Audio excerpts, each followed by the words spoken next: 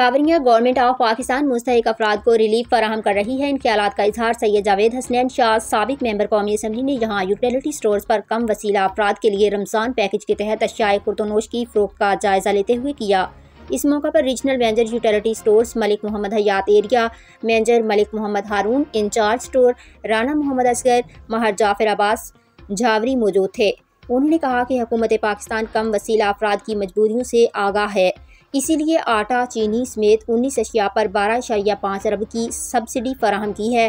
انہوں نے utility stores حکام کو ہدایت کی کہ وہ سٹورز پر آٹے کی بلا تعطل فراہمی کو یقینی بنائیں تاکہ غریب عوام رمضان المبارک میں سستی اشیاء خوردونوش سے مستفید ہو سکیں۔